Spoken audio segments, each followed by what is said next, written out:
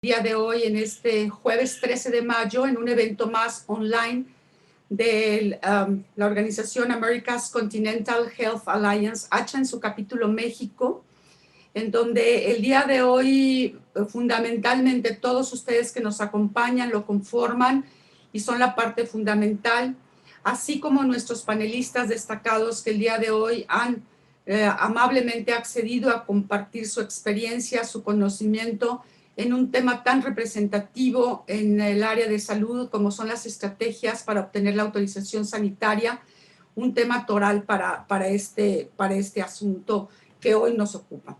Solamente recordarles que en el chat que tenemos aquí en el Zoom pueden ustedes estar haciendo sus comentarios, sus preguntas para que los panelistas puedan responderlas de manera oportuna bajo la coordinación y moderación de este panel de la ingeniera, de la maestra en ciencias Montserrat Godínez.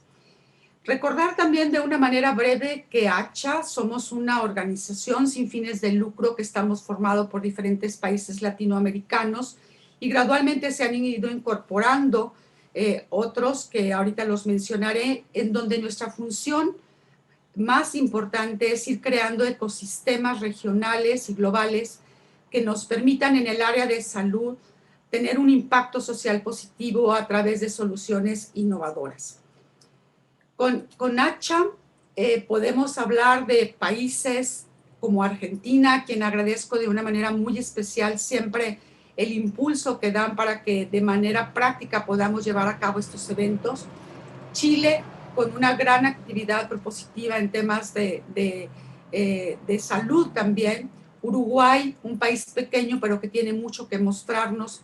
Brasil, un país con un desarrollo impresionante en temas de salud, con hospitales modelo y con estrategias muy interesantes que podemos ir aprendiendo.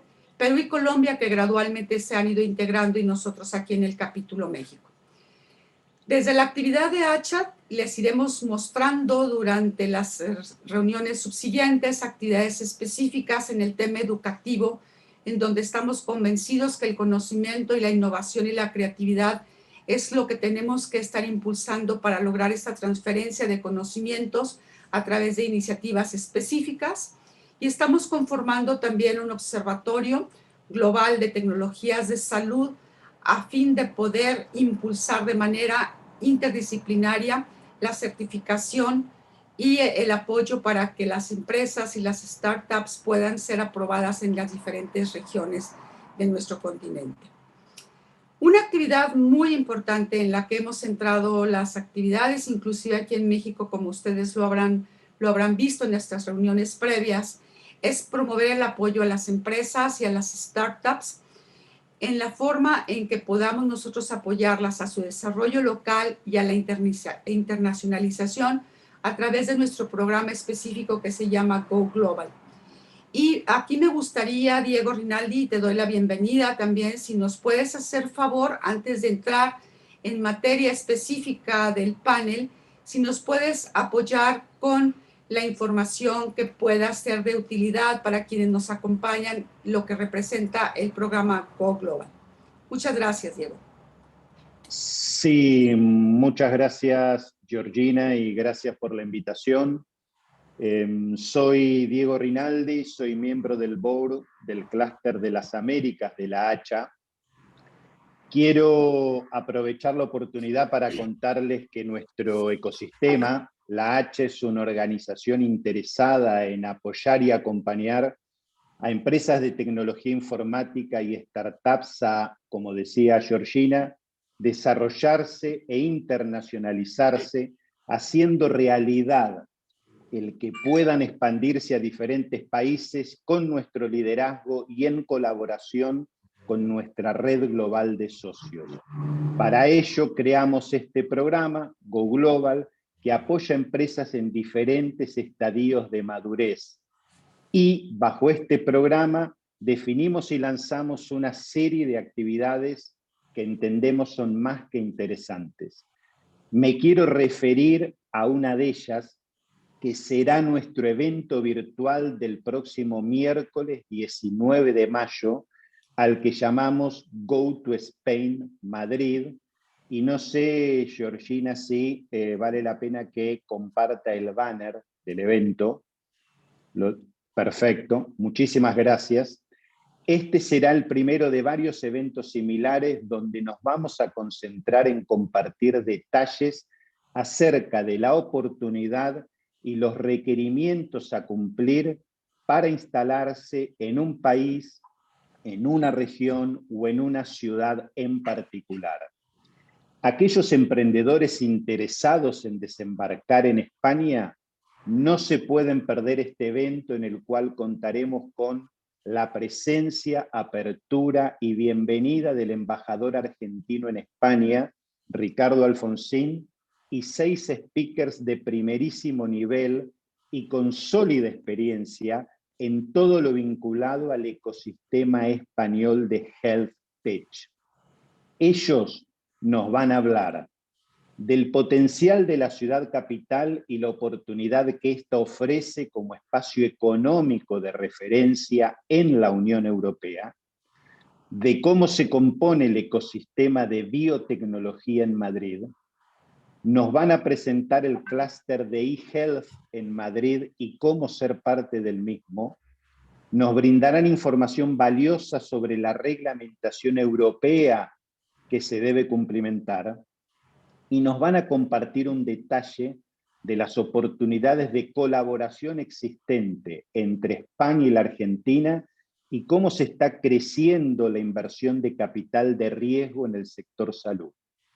Ya estamos en conversaciones con el gobierno de Jalisco, de países y regiones europeas como Gran Bretaña o Bavaria para incluirlos en las próximas fechas que les iremos informando en el corto plazo, pero ahora quiero volver a Go to Spain Madrid.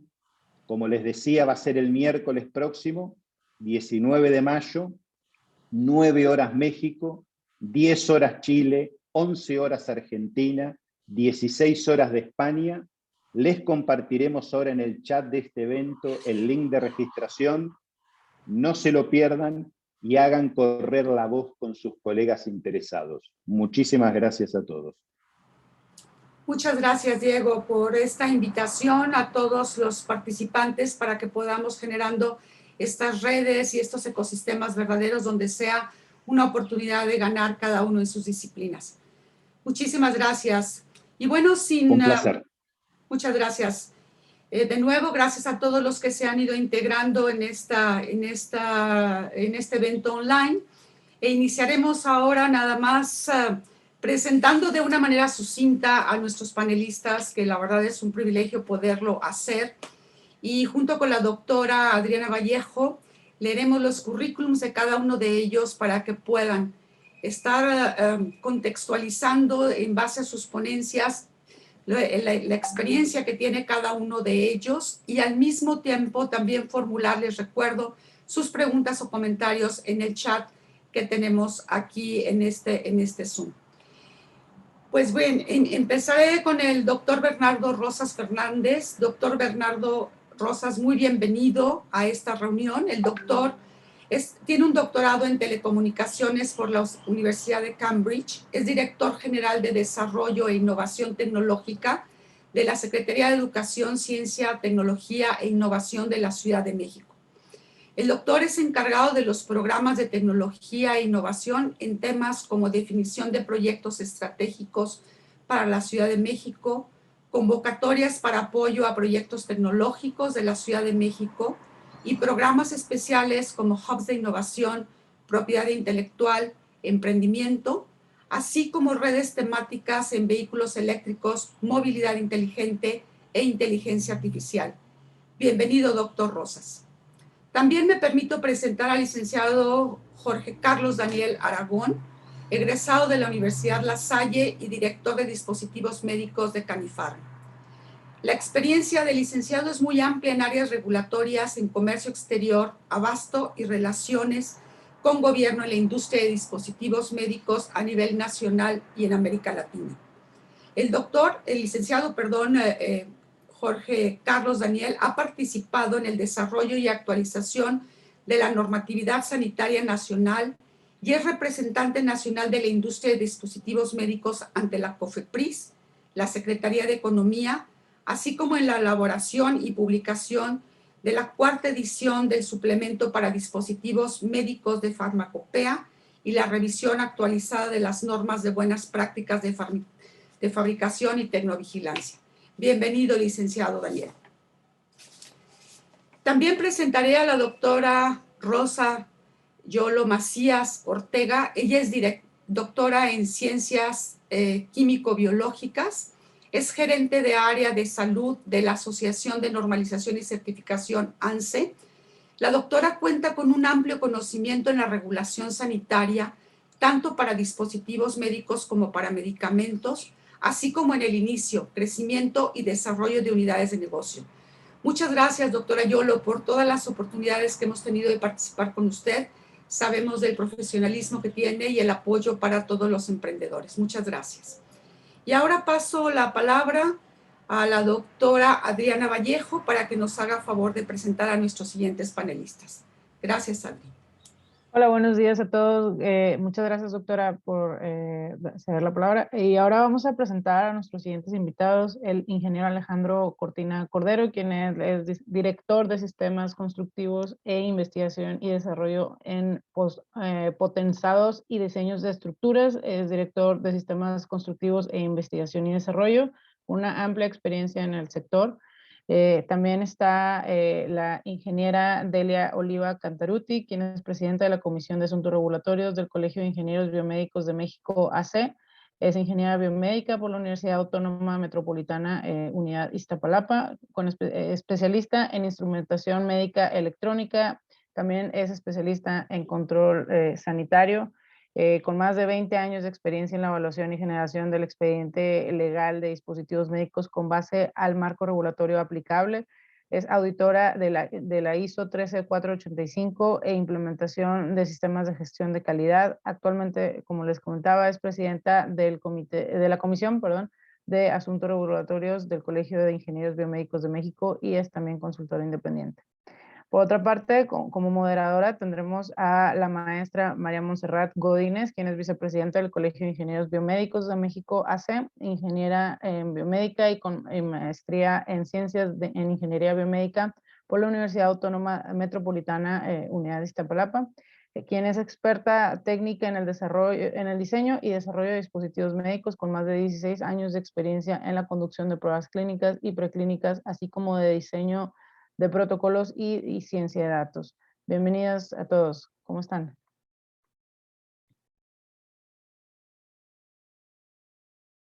Bien, pues muchísimas gracias, doctora Adri Vallejo. Y pues entremos en materia, por favor. Ahora los micrófonos en manos de la maestra Montserrat para dirigir este panel. Muchas gracias y bienvenidos todos. Muchas gracias. Muy buenos días, muchísimas gracias por estar aquí. Un honor compartir la mesa con tantos experiencia en esto de los dispositivos médicos. Y pues bueno, vamos a entrar en materia, pero antes de entrar en materia me gustaría recordáramos un poco de los conceptos que vimos en las sesiones pasadas y para dar un poquito de contexto a toda nuestra audiencia. Entonces, voy a compartir mi pantalla. Ustedes me dicen cuando la ven.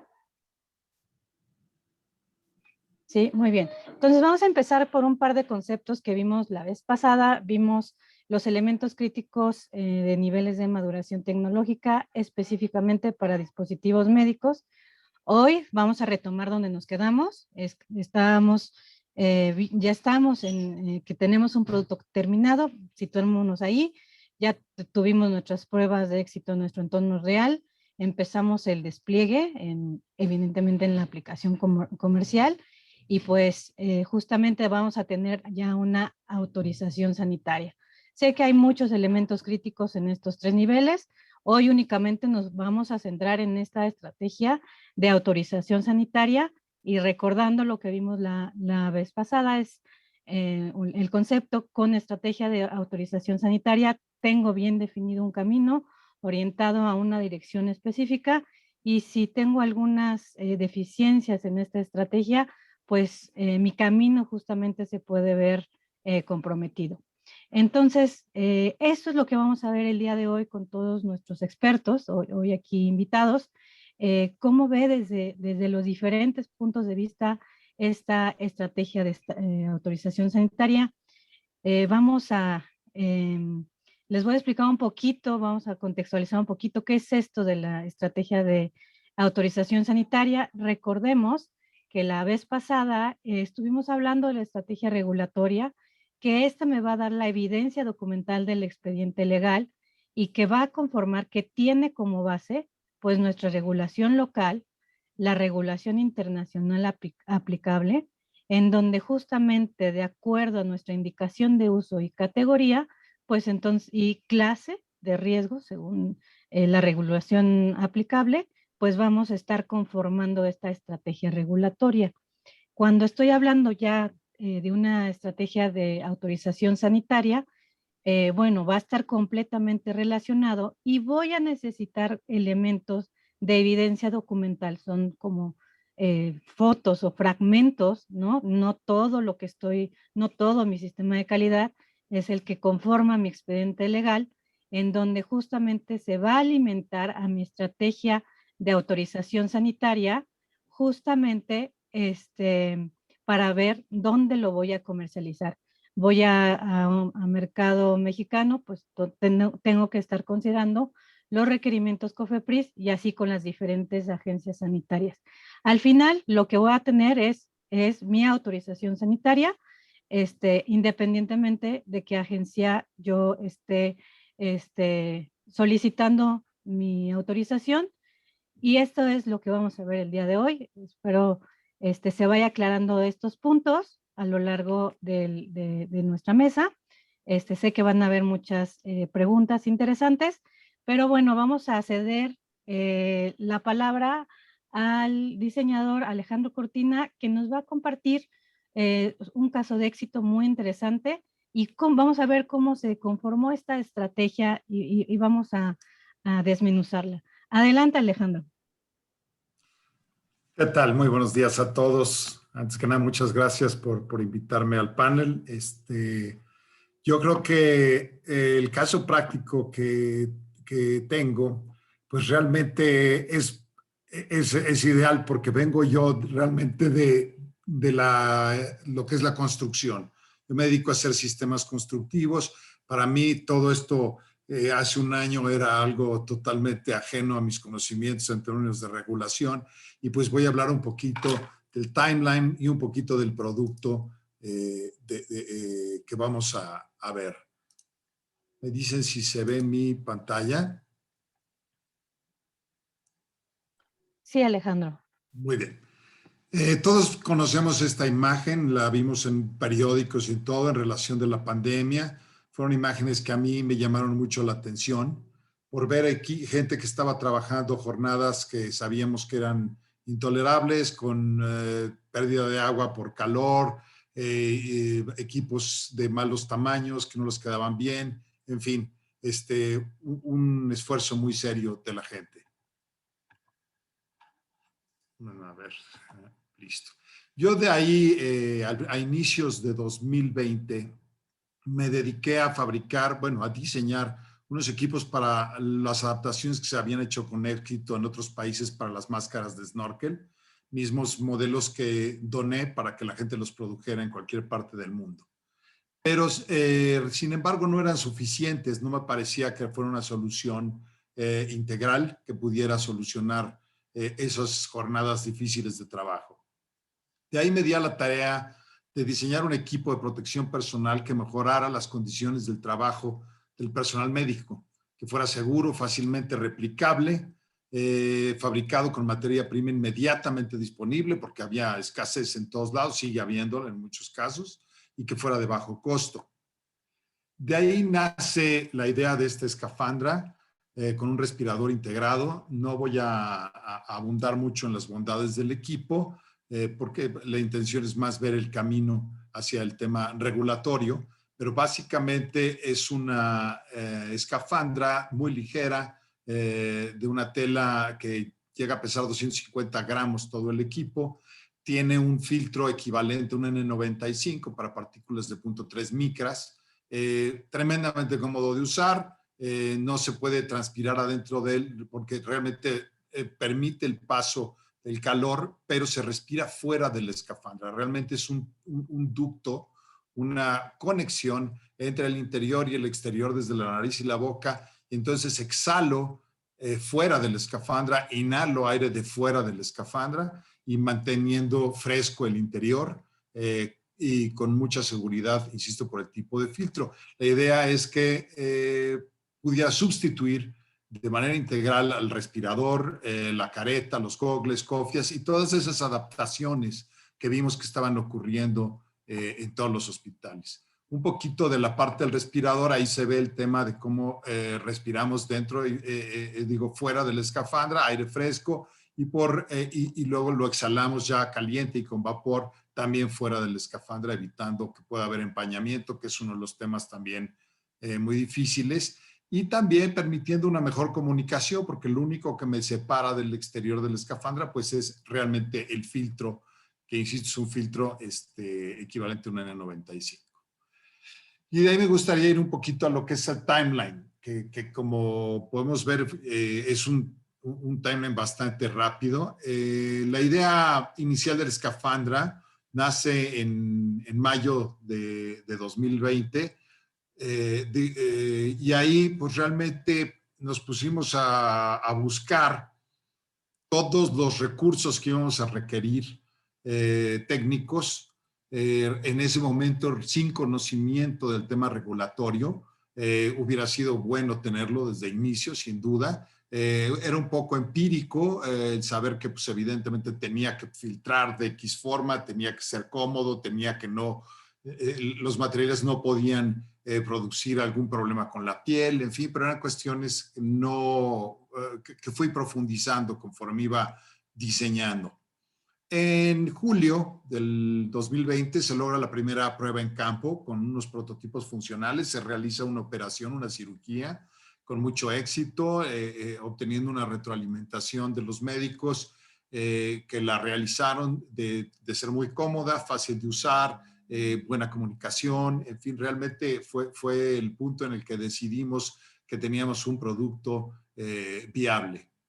En agosto de 2020 se genera la empresa que es Mastercare Products, queda registrada, y la marca IO-Hood específica de lo que es la escafandra.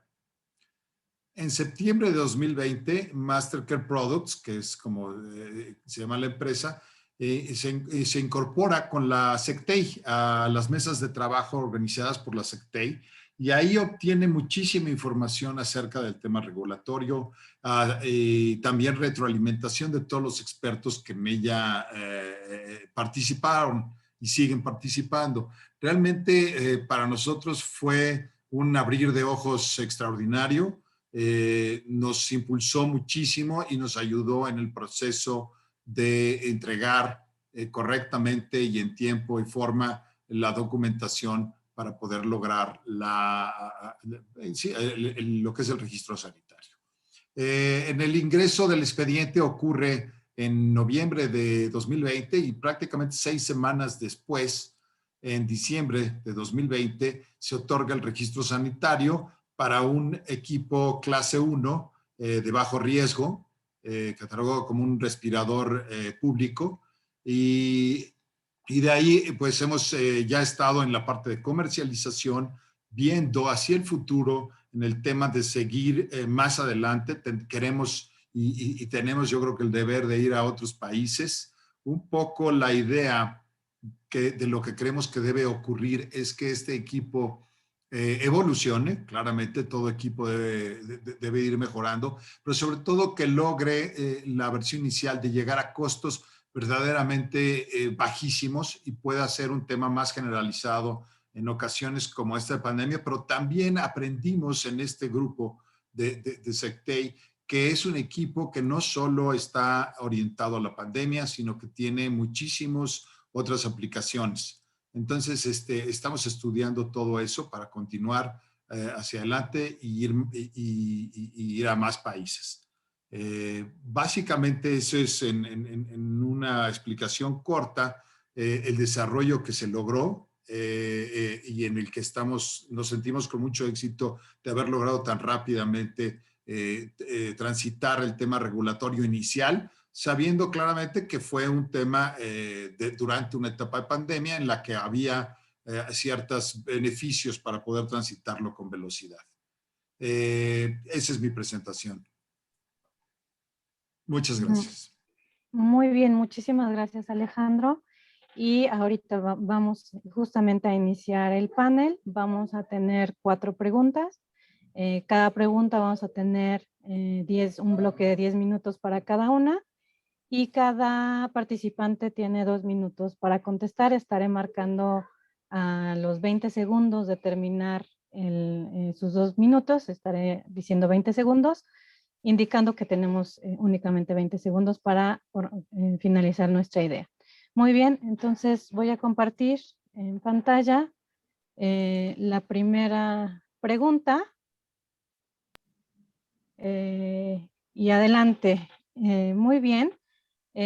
Alejandro, dinos, ¿qué diferencia existe entre una estrategia regulatoria y la estrategia de autorización sanitaria como tú la viviste en IOHUD? Cuéntanos. Bueno, claramente de inicio pues no teníamos estrategia alguna, conocíamos que en algún punto había que entrar en algún tema regulatorio, pero no conocíamos el camino. Nosotros en un inicio consideramos la estrategia regulatoria a qué nicho, o sea, a qué parte del área médica queríamos entrar. Sabíamos que queríamos entrar a las áreas grises de los hospitales de inicio, pero luego hubo muchos médicos requiriéndonos ir también en las áreas blancas, pero se tomó la decisión de ir por un clase 1 de bajo riesgo, tomando en cuenta los materiales que teníamos, la posibilidad de producción en el corto plazo para obtener y transformar esos materiales. También dentro de esa estrategia se tomó una decisión de unir al grupo a una empresa que ya tuviera experiencia previa con sus instalaciones, que ya hubiera sido autorizada por COFEPRIS y tuviera todo un sistema de gestión de calidad, etcétera, etcétera, ya impuesto, porque nosotros, bueno, en mi caso, viniendo del tema de la construcción, pues no teníamos nada parecido a eso. Entonces, se logra eso a través de unir a esta empresa que presentara los documentos a COFEPRIS y de ir por ese nicho específico de la clase 1 para uso médico en humanos, ¿no? Muchísimas gracias, Alejandro. Doctor Bernardo, ¿nos puedes apoyar con esta pregunta, por favor? ¿Qué tal? Buenos días. Bueno, primero, yo como subsecretario que ve muchas cosas, desmarcarme, yo no soy un especialista, pero sí trabajo con los especialistas y exijo que los productos que apoyemos sean asesorados y también pasar el camino con los especialistas precisamente para evitar esta línea de dar vueltas, ¿no? Yo diría que la experiencia de Sectei, además de que tenemos muchos temas regulatorios en diferentes frentes, en el estado de salud desde el primer año apoyamos a empresas y a universidades para hacer productos que ya teníamos arrastrando, por ejemplo, con el Instituto Nacional de Rehabilitación, con visión artificial, etcétera.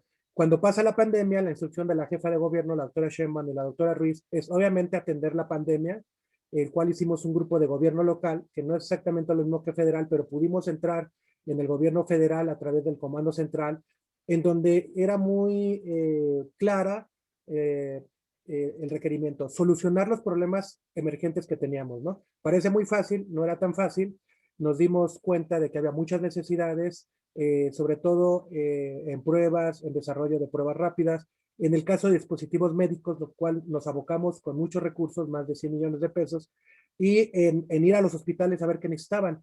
Y voy a platicar 3 casos rápidos, o bueno, o parte de la estrategia y la autorización. El primero fue los ventiladores emergentes, los cuales me parece que mucha gente se fue con la finta del MIT, etcétera, pero tuvimos reuniones con el subsecretario de Economía, etcétera. nosotros quisimos y financiamos algunos, pero nos dimos cuenta que no había incluso en política pública la manera de tener una autorización sanitaria porque no existía. 20 nos dimos, segundos. ¿Perdón? ¿Alguien me habló?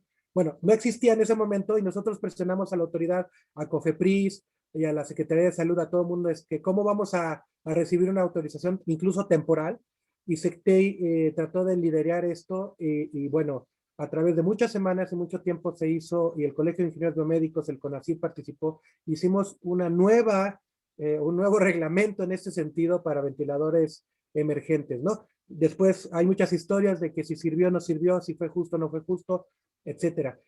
Además, en ese tiempo vimos la necesidad de las mascarillas N95, para que se den una idea, incluyendo materiales de grafeno que tenemos, digamos, diferentes productos como caretas. Y ahí pues nos dimos cuenta de que hicimos una fábrica que el gobierno de la Ciudad de México le invirtió $1 millón a la UNAM, y una empresa que es Satfield, $1 millón, que nosotros fueron 20 millones de pesos la empresa. Y ahí una de las cosas que me comenta Delia que no sabíamos es que no íbamos a entregar ninguna mascarilla hasta tener nuestra autorización sanitaria. Y la estrategia, igual con especialistas apoyados por el Colegio de Ingenieros Biomédicos, con la misma comisionada Elvira en ese momento, fue, tú dime qué hacer y yo hago lo que tú me digas para abrir la fábrica, pero lo tenemos que hacer rápidos. Entonces, en 5 semanas pusimos la fábrica con Elvira, que era la comisionada, y con expertos. Metimos toda la documentación para la autorización sanitaria. Y al parecer me comenta Delia que este fue en México algo bueno porque fue la primera vez que se dio este tipo de autorización temporal para un producto pues que no tenía, digamos, que pasar por un largo término para empezar a producir. También tuvimos que pasar otras certificaciones como el NICE, en donde no sabíamos, aprendimos a que teníamos que pasar, pusimos un detector, un fotómetro, porque teníamos que pasar las pruebas a tantas micras, tenemos que seguir las normas exactamente, ¿no? Entonces, y en algunos otros casos, como los materiales de grafeno, que es algo interesante, nos confirmaron que no necesitamos esa autorización sanitaria, ¿no? Entonces, en resultado de todo eso, SECTEI ahora no solamente tiene una estrategia de desarrollo tecnológico, desarrollo financiero, propiedad intelectual, y también ya tenemos un mini hub para asesoría y en la estrategia y conseguir las autoridades sanitarias. Ahora, no crean que siempre es así, ahora tenemos muchos productos, termómetros, tenemos hisopos, que me parece increíble, llevamos 6 meses en lo mismo, en lo cual, pues ha sido muy difícil entender que hay clase 1, clase 2, clase 3, que unos hisopos uno cree que nada más se los mete en la nariz y no debe de haber problema. No, o sea, los dispositivos médicos tienen una responsabilidad y nosotros como ente de gobierno lo que queremos es que haya una mejor cultura de entender cuál es la estrategia, de entender qué se necesita para la autorización sanitaria y también entender algunas cosas que uno no sabe cada país es diferente, pero que un día tienes que ir, otro día que lo tienes que mandar, otro día que no es con una dirección, otro día es otra dirección. Sobre todo nos ha pasado mucho que no se llenan bien los expedientes. Entonces, ya teniendo la estrategia, a veces ya tenemos todo, mandamos y por algunas razones, tal vez sí justificadas, no nos dan la autorización. Y en eso se pierden tal vez semanas o meses por un detalle de un párrafo, de una letra, etcétera, ¿no? Entonces, a mí me parece que entre más tengamos la cultura y el apoyo de trabajar en equipo transdisciplinario, porque hay investigadores, hay gente de gobierno, hay gente de propiedad intelectual, en la estrategia regulatoria y cómo obtener esas autorizaciones, es muy importante. Y como le decía el compañero Jorge Daniel, como decíamos en la Secretaría, hubo muchos proyectos interesantes de ventiladores emergentes, pero al final decidimos, vamos a financiar a los que tengan su autorización sanitaria y ayudarles. Pero si no lo tienen, quiere decir que no podemos meterlas a un hospital. Y mucha gente en el INER y otros institutos grandes me dijeron, yo no voy a usar los AMBU, voy a usar los otros, y además que tengan autorización, ¿no? Sí. Pues muchas gracias, perdón si me extendí un poco, pero espero que mi experiencia sirva. Claro, muchísimas gracias, doctor Bernardo. Adelante, doctora Yolo. Hola, buen día, muchas gracias.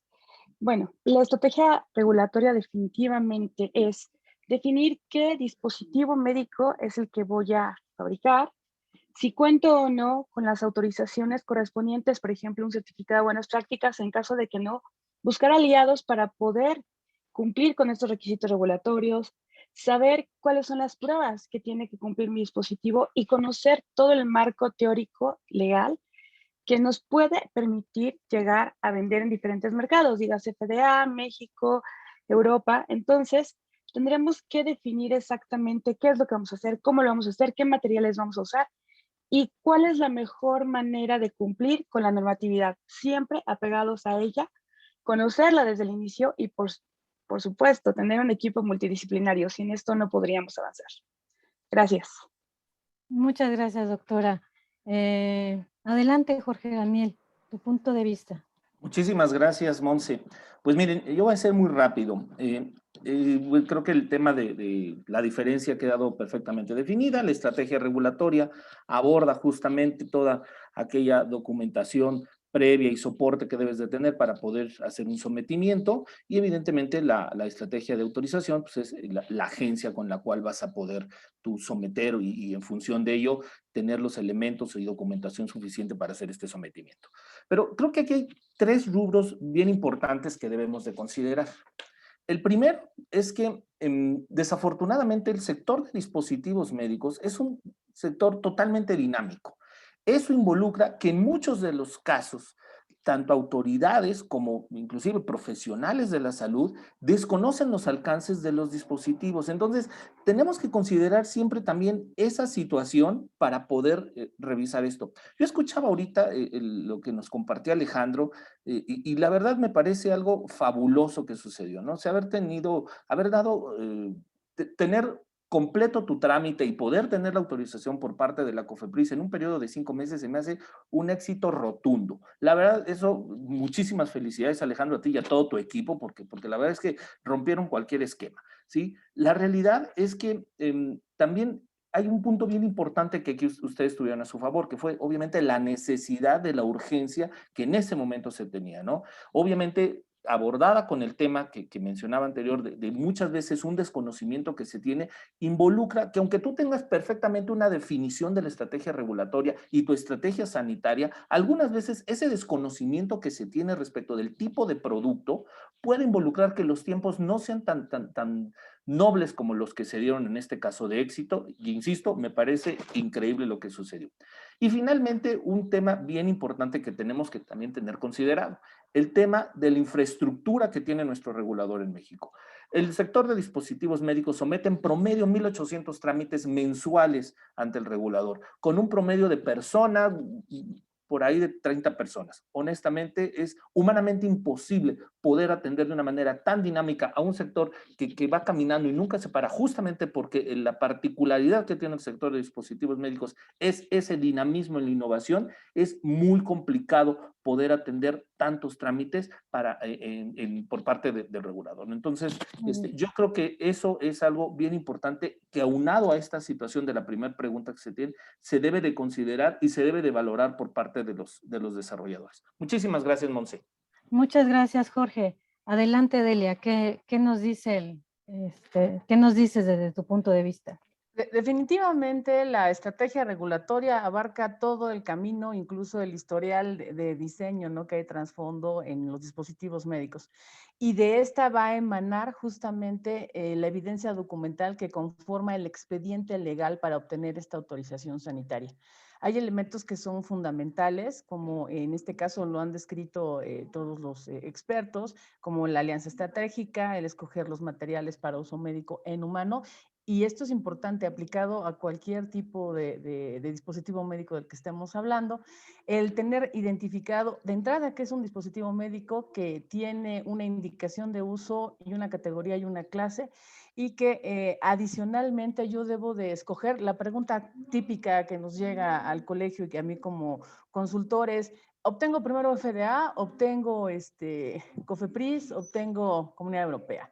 Aquí el detalle es, la estrategia de autorización sanitaria tiene que ver con qué evidencia tengo completa para conformar el expediente legal, considerando que tengo requisitos que tienen que ver con manufactura, buenas prácticas, producto, especificaciones de producto y todo lo que tiene que ver con materiales. Y adicional, todos los requisitos comerciales. Y no hay que olvidar que estamos inmersos en el mundo de los dispositivos médicos en la legislación armonizada a nivel internacional que impacta en los dispositivos médicos. Es decir, lo que pide COFEPRIS, lo que pide FDA, lo que pide Comunidad Europea, incluso lo que pide Japón, las distintas agencias, en esencia, los requisitos esenciales van a ser similares. Las características que tengan en particular hacia cada una de las regiones son las que hay que contemplar en la estrategia regulatoria. Y entonces, ¿cuál es la estrategia de autorización sanitaria? ¿Qué evidencia es la que tengo completa? Y entonces esa es la que puedo someter y obtener mi primera autorización. Todas las agencias sanitarias van a otorgar una autorización sanitaria en particular. Sí. Muy bien, muchas gracias. Muy bien, pues muy interesantes puntos de vista y como ven, pues sí hay diferencias entre estas dos estrategias, sin embargo van entrelazadas, ¿no? Tenemos nuestra siguiente pregunta, justamente, ¿cuándo justamente es oportuno iniciar esta estrategia de autorización? Al inicio todo puede ser un caos y no sé hacia dónde quiero ir. ¿Cómo fue esto para ti, Alejandro? ¿Cómo lo definiste y cuándo lo definiste? Bueno, yo llegué ahí por el camino difícil, realmente diseñé sin conocer una estrategia regulatoria. Lo que puedo decir es que el día de hoy, haberle puesto esas fronteras, me hubiera dado más certidumbre en qué estaba yo buscando, probablemente mi espectro de materiales que hubiera yo metido en mi terna hubiera sido más corto, por lo tanto las negociaciones y todo hubieran sido con menos gente. Hubiera sido mucho más certero el diseño inicial. Yo creo que es indispensable hacerlo, porque además el tener esa estrategia de autorización sanitaria bien planteada desde el principio, inclusive acaba definiéndonos un mercado específico. Por algo existen esos distintos escalafones. A la hora de conocerlo, podríamos haber destinado más recurso inclusive en el tema de ventas, ¿no? Hacia un sector específico para el que fue diseñado específicamente el equipo del que se esté platicando. Entonces yo creo que debe de iniciar desde el análisis del proyecto y claramente también nosotros arrancamos, por ejemplo, pensando, vamos por México, vamos solo en el tema México de inicio y luego vemos cómo brincamos otros mercados. Yo creo que debimos haber arrancado con otros mercados simultáneamente, sobre todo en un tema como este. O sea, indispensable estar con alguien que esté ayudando, alguien o empresas o personas que estén tremendamente involucradas en regulación para llegar a un buen diseño y al fin de cuentas a salir al mercado en tiempo y forma con éxito, ¿no? Muy bien, muchísimas gracias. Doctor Bernardo, adelante. Híjole, van a decir que soy así muy idealista, pero una cosa que enseñamos en Sectei es que si tú quieres comercializar un dispositivo médico, cualquier tecnología, tienes que empezar desde el principio a ver la parte financiera y a ver la parte de propiedad intelectual. Y sin embargo, yo diría lo mismo de la autorización sanitaria. A mí me parece que incluso el Colegio de Ingenieros nos ha dado clases para aprender todo lo que hay en el universo, pero si uno no tiene en el panorama esto, puede perder tiempo, incluso como decía Alejandro Cortina, la autorización sanitaria también tiene que ver con el diseño, ¿no? Nosotros, los ventiladores o las mascarillas, oye, fíjate que la autorización me pide una compatibilidad electromagnética que tengo que hacer con el Centro Nacional de Meteorología. Oye, pues yo no sabía y resulta que mi diseño no consideraba eso y cuando empiezo a medir no paso. ¿Por qué? Pues porque mi diseño no lo consideró.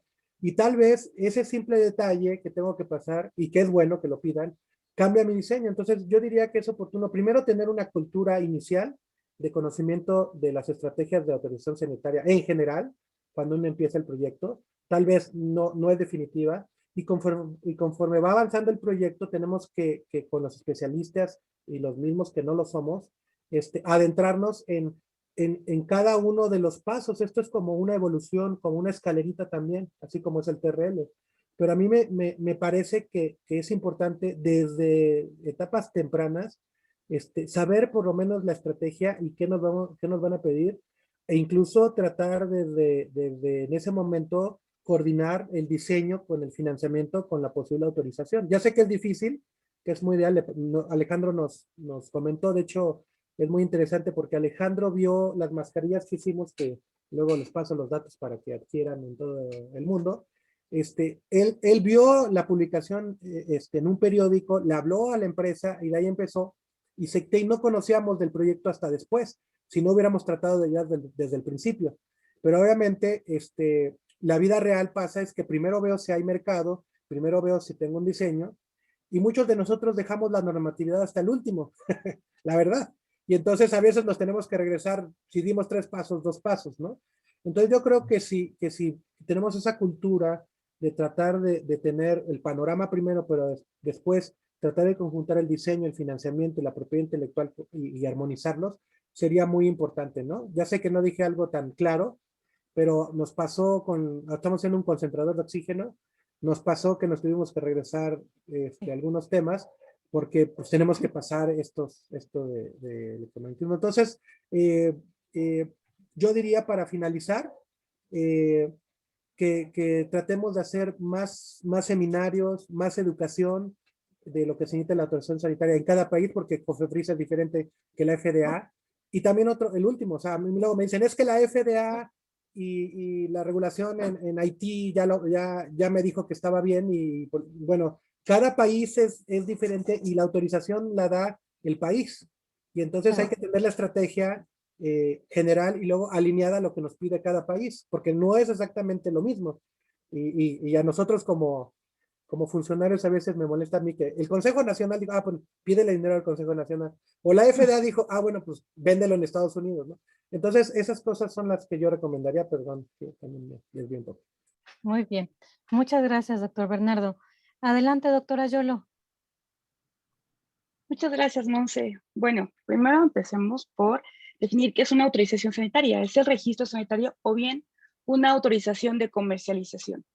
¿Cómo pretendo que una agencia regulatoria me otorgue este permiso para vender mi producto? Bueno, pues primero tengo que definir, insisto, qué dispositivo médico, cuál es la categoría, cuál es la clase, y dependiendo de eso es que yo trabajaré en complementar la documentación necesaria para poder definir, para poder obtener el registro sanitario, ya sea en COFEPRIS, digamos México, FDA, Estados Unidos. También tenemos que conceptualizar perfectamente bien cómo vamos a trabajar esto en equipo, qué es lo que necesito. Debo conocer desde el inicio la regulación que le aplicaría a mi dispositivo, porque no puedo llegar o iniciar mi estrategia de autorización sanitaria si no tengo la información completa. Esto puede generar un retraso, un rezago, tanto para ustedes como para la autoridad sanitaria en el país en el cual se quiera registrar. Entonces, tenemos que definir exactamente qué es lo que quiero, hacia dónde voy y cómo voy a poder diseñar las pruebas, documentos, con quién me voy a aliar para poder obtener mi autorización en un tiempo y forma, digamos, lo más real posible, no lo que nosotros queremos, lo ideal, porque a veces no se cumplen por tiempos, por obviamente la carga de trabajo de la autoridad, pero sí lo más real posible, lo que disminuya para nosotros y para la autoridad el tiempo. Muy bien, doctora, muchas gracias. Adelante, Jorge Daniel. Muchas gracias. Fíjense que yo me quedo con la idea justamente de enfocar el proyecto desde un punto de vista comercial. Y para poder definir justamente cómo va a ser eso, es bien importante que para el sector de dispositivos médicos, que lo mencionaba en mi primera respuesta, es tan dinámico, volteemos a ver un tema importantísimo que en México no se le da tanta fortaleza, que es el tema de los protocolos de atención clínica.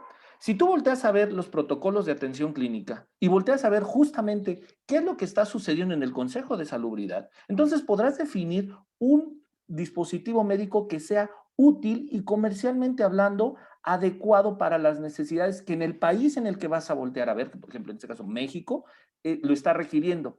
En tal virtud, una vez que tienes definida esa estrategia ok, comercialmente hablando, este es el producto que voy a definir. ¿Por qué? Porque lo están requiriendo todas las instituciones públicas y privadas.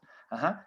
Y después voltear a ver, entonces sí, ¿qué es lo que necesito hacer? Ah, perfecto, me voy a ir primero, mencionaba Alejandro, quizás haber iniciado con COFEPRIS hubiera sido mucho más efectivo si lo hubiera iniciado a la par con otro ente regulador. Digo, son estrategias de mercado que ustedes deben de poder visualizar, y eso es lo que justamente fortalecerá el desarrollo y complementará y dará pie para mayor innovación dentro de ese proyecto o dentro de otros. Entonces, ¿cuándo es oportuno iniciar la estrategia de autorización sanitaria? Desde la definición misma o el diseño mismo del dispositivo que vas a hacer, enfocándolo a donde lo quieres llevar. ¿Qué es lo que va a atender? ¿Qué tipo de padecimiento va a atender? Existen 75 padecimientos en los que participan directamente el sector de dispositivos médicos en México. Entonces, realmente hay un abanico inmenso de donde podemos sumarnos justamente para atender esas estrategias de salud. Muchísimas gracias, Monse. Muchas gracias, Jorge Daniel. Adelante, Delia. Pues para atender esta pregunta, ¿no? La definición de autorización sanitaria en la particularidad de la legislación en México está en el artículo 204 de la Ley General de Salud, que justamente define, ¿no? Registro sanitario es una autorización sanitaria. Y definitivamente, ¿qué preguntas son las que debo considerar para este tipo de autorización sanitaria? El sitio de manufactura, las pruebas para valorar los requisitos esenciales de la tecnología. Y eso tiene que ver dónde voy a realizar estas pruebas y con qué presupuesto. Porque podemos encontrar que ya tengo las pruebas y no tengo para pagar el resultado y no las puedo entregar a la entidad. Los actores que se encuentran descritos justamente en esta autorización sanitaria. Tenemos elementos que tienen que ver con la razón social, el responsable que va justamente a ser el titular del registro, que va a tener todas las obligaciones a nivel penal y jurídico, si en su caso las hubiere, y la parte de definir el sitio de manufactura, el que va a importar, el que va a comercializar, el que va a distribuir. Es importante señalar que la estrategia de autorización sanitaria tiene que ver y no confundir. Por un lado, tenemos buenas prácticas de manufactura, que es ISO 13485 y marca de Comunidad Europea, que justamente son las directrices de las buenas prácticas, y por otro lado está a las regiones del mundo a las que quiero llegar a comercializar. Y me voy a permitir compartir solo una pequeña anécdota. Platicando con el comisionado de la agencia japonesa, nos decía, ¿no? Es que los fabricantes japoneses, antes de obtener la autorización sanitaria en Japón, venden en el resto del mundo. ¿Por qué? Porque la Agencia Sanitaria de Japón, el Ministerio de Salud en Japón, es uno de los más exigentes con respecto a sus requisitos específicos. Entonces, dan cumplimiento con los estándares internacionales que tienen que ver con ISO 13485, con marca de Comunidad Europea, y de acuerdo al sitio de manufactura aplican la reglamentación local. Esto adicional a los estándares de justamente de buenas prácticas y a los estándares de producto, ¿no? De tal manera que la autorización sanitaria, hablando específicamente de esta estrategia, es qué evidencia es la que ya tengo completa, considerando todas las pruebas, y además que existe evaluación clínica y preclínica para dispositivos médicos que se diferencia de los medicamentos. Muchas gracias, Delia. Pues entonces, como resumen, podemos decir cuanto antes tenga mi idea, cuanto antes tengo que iniciar mi estrategia en resumen, la pregunta 3. Ahora sí, ya vimos que en cuanto antes tenemos que estar pensando en nuestra estrategia de autorización, pero ¿cuáles son estos elementos críticos documentales para que esto suceda? Dinos en tu experiencia, Alejandro, ¿cómo viviste esto? Bueno, para nosotros, para lo que yo entiendo por esos elementos críticos, pues son exactamente los diferentes bits, ¿no? Que generan toda la documentación y todo lo que va a ir dentro del dossier. O sea, realmente nosotros lo que hicimos mucho fue buscar que los proveedores generan, por ejemplo, tenemos una parte que se llama un backer rod, que vimos que la empresa que lo vendiera tuviera un FDA que fuera apto para para estar en contacto con la piel, y así fue con cada uno de los materiales que escogimos. Estuvimos buscando la información, aquellos que no la tenían, les pedimos que la generaran, y fue parte de lo que se entregó en ese dossier. Y de ahí también fue claramente el tema de las pruebas. Nosotros queríamos y logramos que fuera el equivalente nuestro filtro, un filtro NIOSH, y se hicieron las pruebas equivalentes a las NIOSH, en este caso se hicieron con NICE, y también se metieron como prueba documental. Pues realmente, básicamente yo pensaría que a eso nos estamos refiriendo. Ok, muchas gracias. Bernardo. Bueno, como digo, yo me apoyo de los especialistas. Okay. Yo he tenido, digamos, la fortuna, digamos, de estar en varios productos haciendo esta estrategia, pero sobre todo los dossiers. No quiero platicar de temas porque aquí Yolo y Delia son mis, bueno, Delia sobre todo es mi especialista con otras. Y a nosotros nos encontramos que muchos de los elementos críticos y documentales es que la gente que a veces lo llena no entiende bien lo que se le está pidiendo, o se le hace, o lo quiere contestar de una manera tan simple que la verdad es que no tiene una base para que se pueda aprobar. Entonces yo creo que primero un elemento crítico es realmente entender qué nos están preguntando y por qué nos lo están preguntando, ¿no? O sea, yo creo que todos las autorizaciones sanitarias te exigen cosas por una razón, o sea, sobre todo por tener la funcionabilidad, por tener seguridad del paciente, etcétera, ¿no? Entonces nos ha pasado a veces que metemos dossier que se ven muy bonitos, preciosos, perfectos, y en un dispositivo, el Florence y todo, y nos resulta que nos dicen, ¿sabes qué? Es que tú me contestaste algo que ni te estoy preguntando, ni te estoy pidiendo, y fíjate que pues no puedo autorizarte porque pues yo no digo que esté bien o esté mal, sino simplemente no me diste lo que yo necesitaba saber, ¿no? Entonces, yo creo que es una cosa muy importante.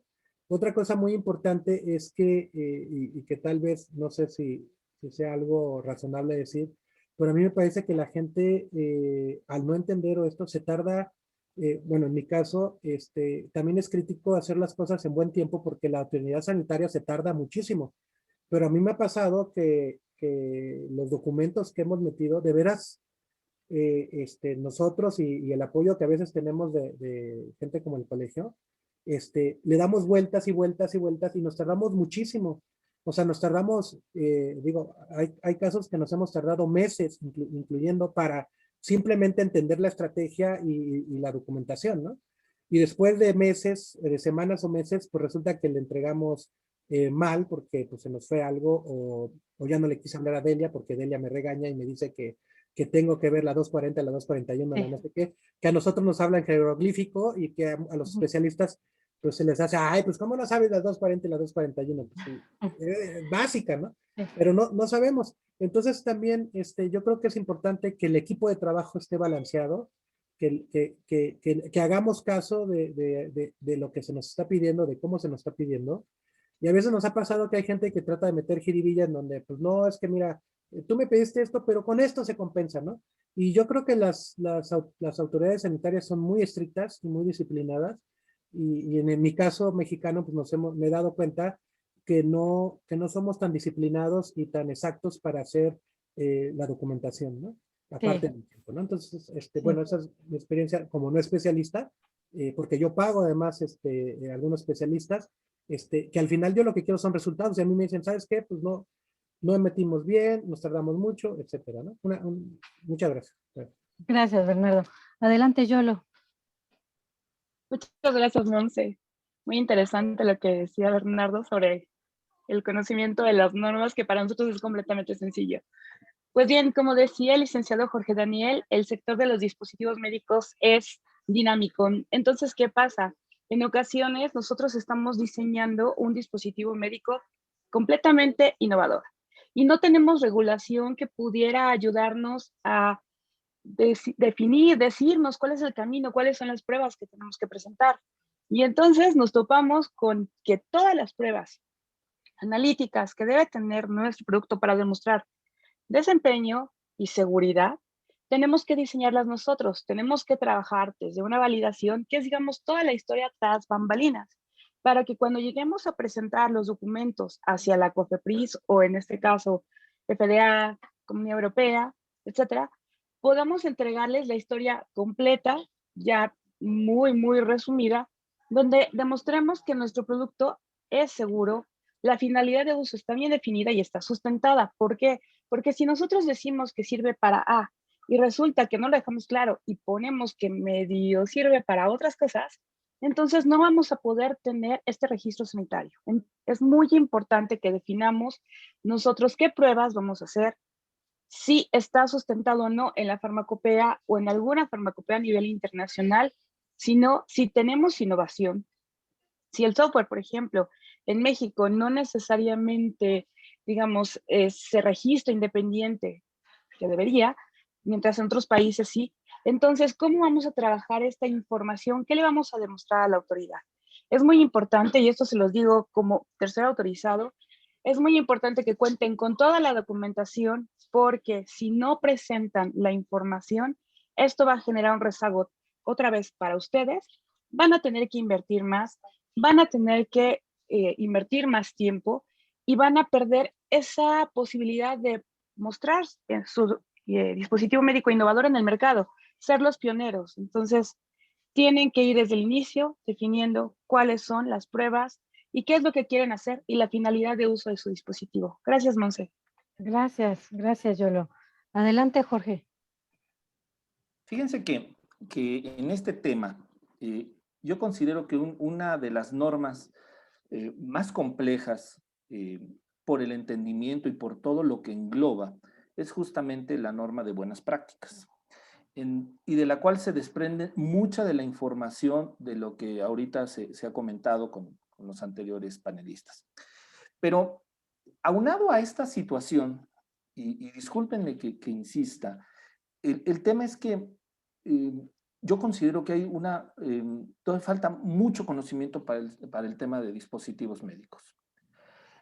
Nos hemos encontrado con historias de terror en donde resulta que la valoración de un dispositivo médico es considerada en algunas de las ocasiones con la normativa que aplica para medicamentos. Entonces resulta que tú traes un producto innovador, un proyecto nuevo, que se ajusta a lo que mencionábamos, ¿no? A los protocolos de atención clínica, es una necesidad, pero resulta que no se sabe valorar. Entonces, tú traes ese proyecto y entonces pues no hay cómo pueda salir y atender a las necesidades de las instituciones de salud y al paciente, evidentemente, ¿no? Yo lo mencionaba, un punto bien importante, el software como dispositivo médico. Hoy viene ya involucrado, inclusive, en el proyecto de buenas prácticas de fabricación. ¿Pero qué crees? No existe una regulación particularísima para el software de manera independiente. Hay alguna referencia en la farmacopea y en las guías internacionales y demás, pero México no lo tiene definido.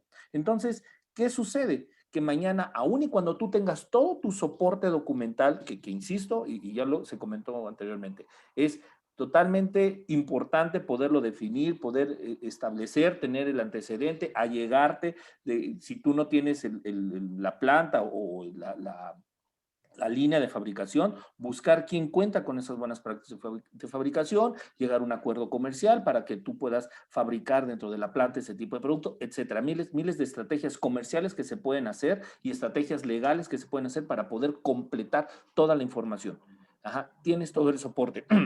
Pero ¿qué sucede? Pues que muchas veces toda esa documentación, aun y cuando sea idónea, que también puede caer en el supuesto que se había mencionado, en que viene confusa, quien somete no atiende debidamente las necesidades que quiere escuchar o que quiere entender el regulador, también es muy cierto, pero muchas ocasiones el problema no es de aquí para allá, sino de allá para acá. Resulta que no entiendes qué es lo que yo quiero someter y consecuentemente me lo evalúas de una manera impropia, lo cual trae como consecuencia que el resultado sea una prevención o peor aún un desecho respecto del trámite que yo quiero hacer, aun y cuando se trate de un producto sumamente innovador y que verdaderamente puede cambiar el enfoque en la atención médica para los pacientes. Muchas gracias, Monse. Gracias, Jorge Daniel. Delia, adelante. Bueno, son muchas cosas las que quiero decir. Digo, lo último que tocaba Jorge Daniel me fascina. Y digo, justamente en el contexto del marco regulatorio mexicano tenemos la Comisión Permanente de Actualización de la Farmacopea de los Estados Unidos Mexicanos, que es la herramienta que nos permite estar armonizados. Y de todos modos, aunque tengamos grupos de trabajo a nivel internacional, hablo como la IMDRF, trabajando en esto, la tecnología va evolucionando de una manera pronta, ¿no? Veloz.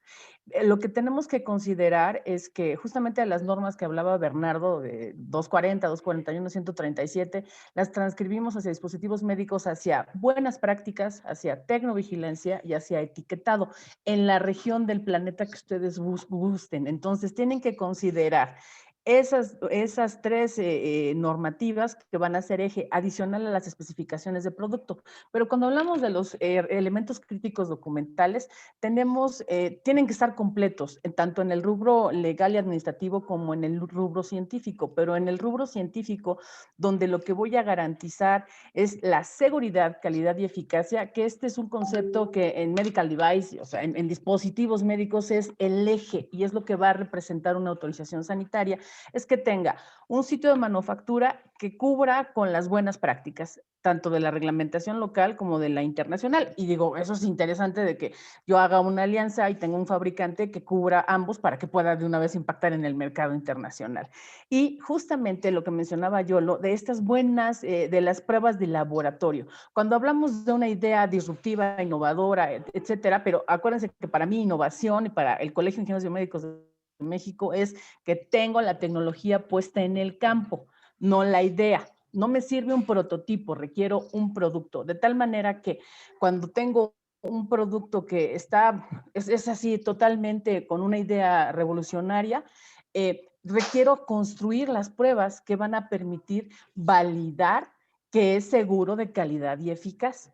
Cuando lo que estoy haciendo es transferencia tecnológica, lo que voy a hacer es replicar estas pruebas, porque ya existe el estándar, porque ya está definido, sean farmacopeicas o no. Y además es algo fundamental como un elemento crítico que estas pruebas sean emitidas por laboratorios certificados.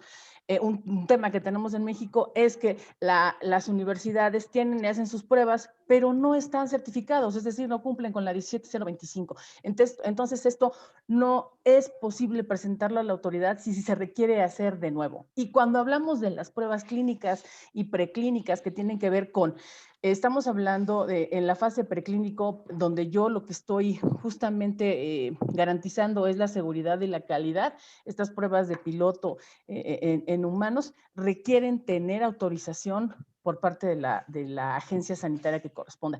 Y cuando estoy haciendo las pruebas ya clínicas en seres humanos con la primer línea de producción, que son las pruebas pivotales, lo que voy a obtener es la eficacia. Entonces, los elementos tienen que ver con lo que yo estoy tomando son los finales, hagan de cuenta como la cereza del pastel de cada uno de estos requisitos esenciales que se valoraron desde la gestión de riesgos y desde el análisis de riesgo. Entonces, esto viene desde la concepción, estamos hablando, si usamos como herramienta el TRL, desde las primeras fases. Y lo vamos armando. Y cuando se desconoce esto, entonces llego a presentar evidencia ante la agencia sanitaria que ustedes gusten y manden, que no tiene carácter de cumplimiento normativo, adicionalmente de las buenas prácticas documentales, que eso es un eje para presentar resultados y las buenas prácticas clínicas. Perdón. Sí, gracias, Delia. Muy bien, vamos a darle un poquito de velocidad a nuestra pregunta número 4 y ahorita en la sección de conclusiones pues consolidamos todo este conocimiento que nos han estado compartiendo. Muy bien, ahora ya sabemos que hay elementos críticos, que tengo que apurarme desde el inicio, tener muy claro hacia dónde tengo que ir. Muy bien, ya en este momento ya tengo mi autorización sanitaria. ¿Qué sigue? Alejandro, cuéntanos. Bueno, en nuestro caso claramente sigue el evolucionar el producto, ya tomando más en cuenta el tema regulatorio para generar este y otros productos, no solo evolucionar este, sino realmente aprovechando ese marco regulatorio, ese nuevo conocimiento, poder entrar como Master Care Products a diseñar otros productos médicos que puedan ser útiles. Sí, y claramente también el tema de ir al mercado mundial. ¿Por qué? Porque la verdad es que para eso nació, en el caso específico de la IOHUD, nació para eso, nació para hacer algo que se distribuya en todo el mundo y desde mi punto de vista personal, IOHUD nació para ir bajando de costo hasta convertirse en un equipo que no tenga, que permita ser usado en todos los niveles, en todos los países. Entonces, realmente es eso, buscar el mercado y nuevos productos en el marco de la autorización sanitaria. Ok, muy bien, muchas gracias, Alejandro. Adelante, Bernardo.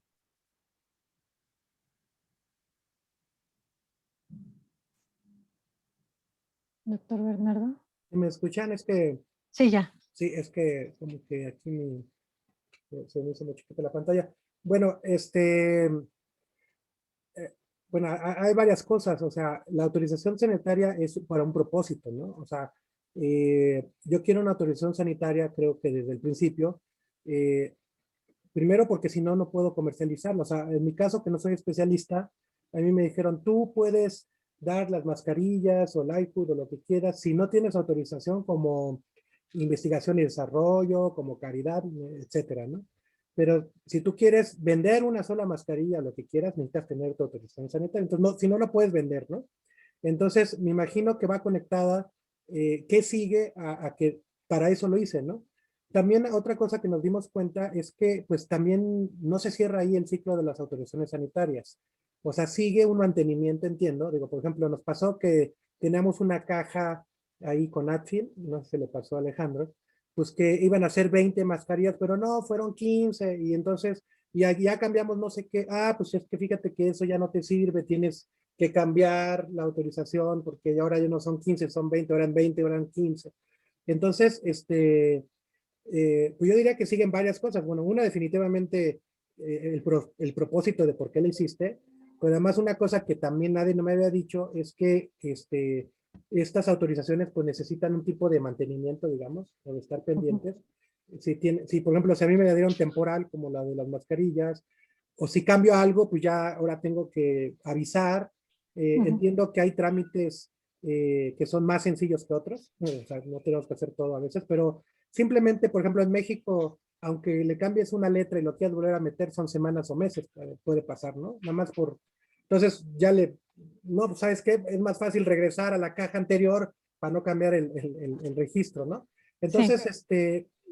Yo creo que la autorización sanitaria es el propósito de algunas cosas y que hay que seguirle, pero además no olvidar que la autorización sanitaria pues está viva, digamos, desde mi punto de vista, y que pues hay que seguir, y hay otras autorizaciones. Les decía, yo tengo COFEPRIS, pero también tuve que tener otra que es el MICE, y estoy viendo otra internacional que es la NIOSH o la NIOSH, y etcétera, ¿no? Entonces es como un cuento de nunca acabar a veces, pero por pasos que son necesarios, ¿no? Digo, no sé si contesté la pregunta, pero sí. Sí. pues es ahí dual, ¿no? O sea, sí, sí, muchas gracias, Bernardo. Adelante, Jorge. Perdón, Yolo. Adelante, Yolo. Gracias, Monse. Bueno, definitivamente la autorización sanitaria no es el final de la historia, ¿no? Empieza la tecnovigilancia. ¿Qué es la tecnovigilancia? Bueno, pues si yo tengo un incidente adverso ocasionado por mi dispositivo médico, lo tengo que reportar. Tengo que tener en cuenta las acciones correctivas, las acciones preventivas. Tengo que mantener mi sistema de gestión actualizado, mi certificado de buenas prácticas. Tengo que educar a mis usuarios, en este caso, no sé si fueran médicos, trabajar junto con ellos para que ellos me reporten, porque tenemos mucho desconocimiento sobre la tecnovigilancia. Entonces, siempre tenemos que mantener actualizada nuestra información. Cuando nosotros prorroguemos nuestro registro, tenemos que presentar esto a la autoridad y los años subsecuentes tenemos que seguir manteniendo las características del dispositivo. Como bien decía, si cambio, entonces o modifico algo del dispositivo, tengo que informar a la autoridad y eso a su vez es parte también de lo que sigue después de mi autorización sanitaria. Ustedes no pueden decidir modificar nada sin informar y sin realizar esta modificación, porque esto al final se queda dentro de la historia de su dispositivo médico, desde el diseño, innovación, etcétera, hasta que el dispositivo médico deja de ser vendido o ustedes ya no quieran renovar esta autorización sanitaria. Entonces, siempre tengan en cuenta que toda la información documental y trazabilidad que tenga su dispositivo desde el inicio hasta el final es lo más importante. No pueden dejar nada de lado. Es importante todo y cada uno de los cambios y actualizaciones que tenga su dispositivo. Gracias, Monse. Muchas gracias, Yolo. Adelante, Jorge. Sí, gracias. El registro sanitario actualmente tiene una vigencia de 5 años. En 5 años, un dispositivo médico tiene cualquier cantidad de modificaciones, ¿sí? Entonces, pensar que una vez teniendo tu registro se acabó la historia y ya nada más te dedicas al bonito pues es utópico, ¿sí? La realidad es que apenas empezó el trabajo. O sea, todo ese proceso en donde te desgastaste y buscaste y te entregaron tu registro sanitario, digamos que es como tu título de la carrera, ¿no? Cuando estudias de tu licenciatura. Te entregan tu título y dices, bueno, ya terminé, bueno, sí, pero ahora empieza una nueva historia, ahora empieza a trabajar, ahora dedícate a buscar un trabajo, especialízate, ve creciendo, etcétera. Es lo mismo en el registro sanitario. Te entregan tu registro sanitario y en ese momento tienes que empezar a ver qué vas a hacer con tu dispositivo, cómo se está comportando el tema de tecnovigilancia, qué modificaciones le voy a hacer, modificaciones técnicas, administrativas, con quién me voy a asociar, dónde lo voy a comercializar. Hoy yo veo aquí 2 temas importantes. Hoy hay un proyecto para que modificaría el tema de la vigencia de los registros sanitarios, dándoles con una prórroga de tiempo indeterminado. Esta situación involucra que el fortalecimiento del tema de la tecnovigilancia debe de crecer, debe de ser justamente el elemento vital mediante el cual podamos acreditar la calidad, seguridad y eficacia del dispositivo a lo largo de su historia en su comportamiento en el mercado. Y es un tema que desafortunadamente no está tan... no se ha profundizado en él, no hay una cultura de la tecnovigilancia en este país, ¿sí? No hay por parte de los usuarios un seguimiento, no hay por parte de la autoridad un compromiso para obligar justamente al usuario a hacer todos estos reportes que permitan a la industria evidentemente visualizar todos aquellos detalles que puede tener el dispositivo médico.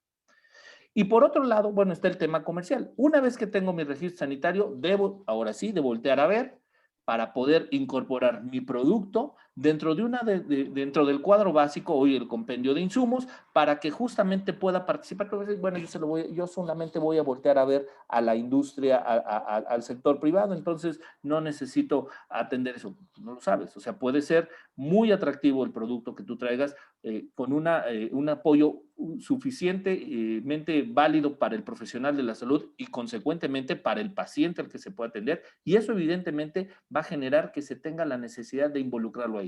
Un proceso quizás no tan engorroso, pero sí tardado, que es el sometimiento de tu dossier a Consejo de Salubridad para obtener tu clave de cuadro básico. Entonces, yo consideraría esos 2 elementos como fundamentales después de que ya tengo mi autorización sanitaria.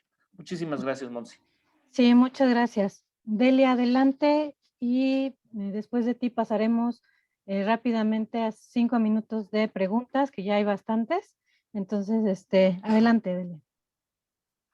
Bueno, ¿qué sigue? ¿No? Definitivamente modificaciones administrativas, técnicas, la posibilidad de que la evolución de la tecnología nos lleve a un nuevo registro.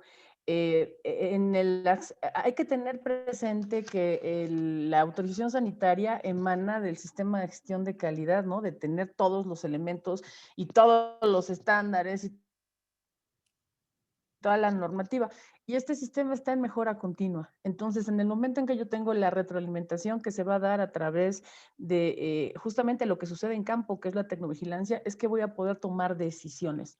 Decisiones que me llevan a nuevos modelos, nuevas presentaciones y generar nuevos registros.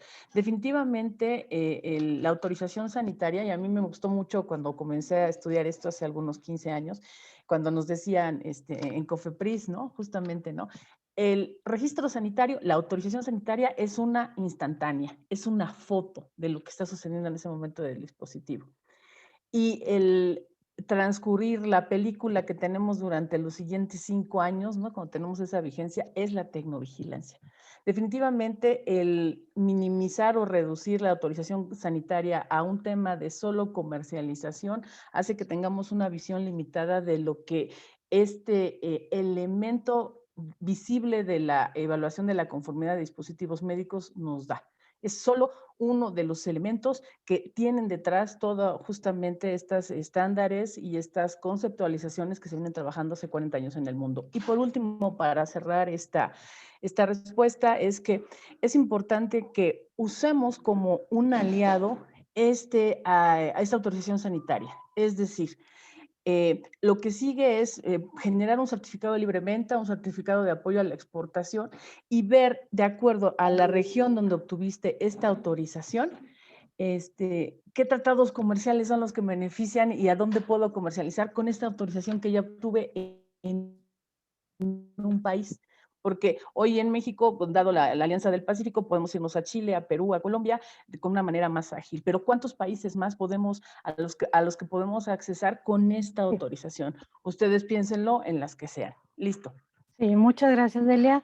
Y muy interesante cada una de sus perspectivas. Vamos a pasar a la sección de preguntas. Y hay algunas para, voy a empezar por Alejandro Cortina. Dice Diego Vázquez, ¿cuánto es el costo aproximado actual del IOHUD? Y un registro sanitario de bajo riesgo en 6 semanas, es muy rápido. ¿Tiene algún consejo para tener estos tiempos? Y también para ti, Alejandro, bueno, a ver, esa y ahorita ya te digo la otra. Bueno, a ver, la primera parte de cómo, bueno, la segunda más bien primero, de cómo obtener los tiempos, pues realmente, de nuevo, para mí fue una sorpresa el que se haya logrado en ese plazo. Claramente está envuelto en esta burbuja de la pandemia en la que las autorizaciones de COFEPRIS tuvieron un fast track.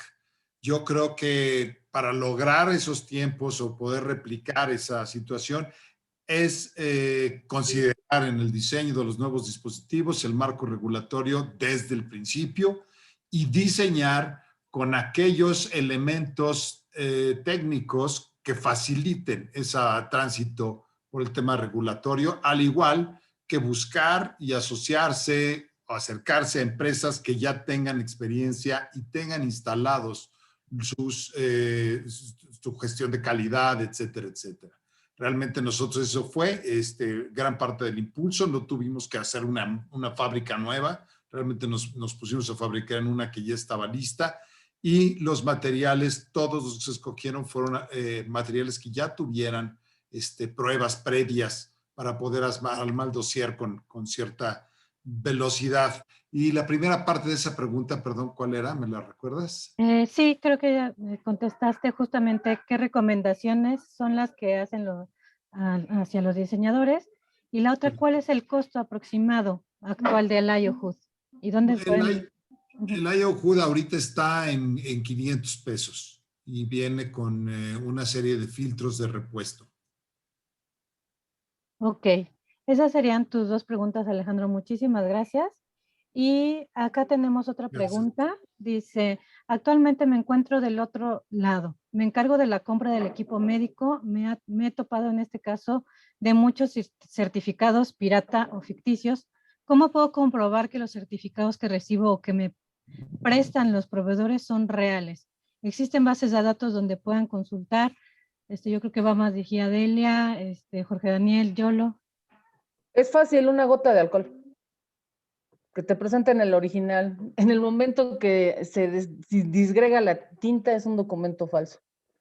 además de otros, o sea, tendría que dar una respuesta más grande porque tiene que ver con el código alfanumérico, tiene que ver con la fecha, con quién firma. Hay varios elementos que como verificador formado que somos, también yo lo identificamos. Incluso los papeles los leemos con los ojos cerrados, ¿no? O sea, leemos el gramaje, la tinta, donde está la firma, o sea, se hace, hay varias cosas, varios elementos, ¿no? Pero si lo que pides, yo diría, pides copia simple o pide una copia certificada y pide tu original para cotejo. Muy bien, Dele, muy buenos tips. Ahora, rápidamente, yo creo que también tú nos puedes ayudar a contestar estas. ¿Dónde se puede consultar si un producto puede clasificarse como dispositivo médico? En el programa académico de asesoramiento que tenemos en el Colegio de Ingenieros Biomédicos como un servicio profesional social gratuito. Entonces, ahorita les compartimos el correo de la Comisión de Asuntos Regulatorios, donde tenemos un programa de apoyo a emprendedores, justamente donde hacemos esta evaluación, tanto de si es dispositivo médico, cómo está, en qué fase está para tener una estrategia regulatoria o una estrategia de registro, depende en qué momento se encuentre. Así es. También se contesta otra con esta misma, dice, ¿alguno brinda asesorías para la cuestión regulatoria de fabricación de un ventilador KC3? Sí. Es la misma respuesta, ¿no? El Aquí año hay pasado. otra. Aquí hay otra. El año pasado. ¿Qué requisitos deben cumplir las empresas de mantenimiento preventivo y correctivo de equipos generadores de radiaciones ionizantes? De radiaciones ionizantes. Habría que ver para qué equipos en particular, pero si hablamos de estándar internacional, tendría que tener las asociadas a ISO 13485 en la sección de servicio y con el proyecto de norma 241 cumplir los lineamientos que tendrían que dar a servicio, pero tiene que tener de entrada, por decir algunas, o sea, de manera enunciativa, ¿no? Más no limitativa, es justamente el que los equipos con los que se realicen estos mantenimientos, estas calibraciones, se encuentren calificados y que el personal tenga avaladas las competencias, ¿no? Y hay que diferenciar entre la certificación de producto y la autorización sanitaria que dan las agencias, ¿no? Que son distintas cosas. Entonces, habría que conjuntar todos los elementos, pero sería un plan específico. Ok. Y por último, sería esta última pregunta sería, ¿las empresas que prestan servicios y asistencia técnica para grandes equipos también requieren autorización sanitaria? Claro que sí, claro, es parte, requieren un aviso de funcionamiento. El control sanitario que está descrito en los artículos del 194 y 197 de la Ley General de Salud define en la fracción segunda de a quién aplica es al proceso, uso, mantenimiento, importación y exportación de dispositivos médicos. Mantenimiento y servicio está justamente legislado en el control sanitario. En cada uno de los países y las regiones van a encontrar una definición similar. Aquí estoy acotándome a la que corresponde a la República Mexicana. Desde luego que sí requiere tener cumplimiento. Me falta una pregunta y con esa terminamos. Dice, en el caso de productos importados, ¿existe alguna empresa que me ayude a obtener la autorización de COFEPRIS, dispositivo médico? Empresa como tal, podríamos hablar ahí sí de los servicios que tiene el colegio como servicios profesionales que son con costo, ¿no? Y porque hay que ver, o sea, el permiso de importación no solo es el permiso de importación, implica tener un registro sanitario y todo lo que hemos hablado anteriormente. Pues bueno, creo que nos faltaron un par de preguntas por responder, pero estaremos dando respuesta en el chat también de LinkedIn, donde se va a publicar esta sesión. Y pues damos muchísimas gracias, damos la palabra a la doctora Georgina para el cierre de justamente de este evento. Muchísimas gracias a todos los panelistas y a los asistentes. Bien, pues de parte de todo el grupo de America's Continental Health Alliance, no nos queda más que agradecer a ustedes, todos los que nos han acompañado el día de hoy con sus preguntas y esencialmente a nuestros panelistas, doctora Yolo, muchísimas gracias. Alejandro Cortina, por compartir tu experiencia. Creo que ha sido muy enriquecedora. Al licenciado Jorge Carlos, por esa experiencia tan vasta que tiene en el asesoramiento. Y doctor José Bernardo, desde la trinchera que usted tiene el día de hoy, muchas gracias. No puedo más que decirle a nuestra moderadora, la maestra en Ciencias Montserrat, gracias por haber participado junto con Delia como parte del Colegio de Ingenieros Biomédicos, a nuestros patrocinadores y un saludo muy especial a Graciela Volpi hasta Uruguay. Ella preside el grupo de ACHA en Uruguay, Diego Rinaldi y Luis Osorio en Chile. Muchas gracias a todos y a Johnny Fisher por todo el soporte que siempre nos dan para llevar a cabo este evento. Y para cerrarlo, le voy a pedir a la doctora Adriana Vallejo que nos haga favor de compartir la información de nuestro siguiente evento y no olviden inscribirse al mismo. Les hemos estado poniendo en el chat la liga, misma que les estaremos también reenviando posteriormente para invitarlos. Y al mismo tiempo, pues decirles que estamos para servirles. Sumar es la única manera en que podemos ir avanzando. En México tenemos grandes talentos y estoy segura que vinculados con los otros países podemos lograr más. Muchísimas gracias de mi parte y Adri, por favor, muchas gracias. Claro. Muchísimas gracias, doctora. Bueno, pues antes de terminar, nos encantaría invitarlos a nuestro siguiente evento el jueves 10 de junio a las 8 de la mañana con el tema de Journey, el emprendedor en salud digital. Vamos a estar platicando con diferentes colegas acerca de esta trayectoria que habitualmente pasa un emprendedor desde que está generando una idea hasta que ya está en el mercado y bueno, también lo que continúa más adelante acerca de eso. Va a estar muy interesante, entonces los invitamos. Y asimismo, si gusta pasar, los invitamos a unirse a los grupos de los diferentes países de la ACHA para que ustedes también estén enterados de los eventos y de las actividades que se están realizando. Muchísimas gracias por estar el día de hoy aquí y nos estamos viendo el siguiente mes. Buen día. Muchas gracias a todos. Gracias. Esperamos que haya sido de gran utilidad.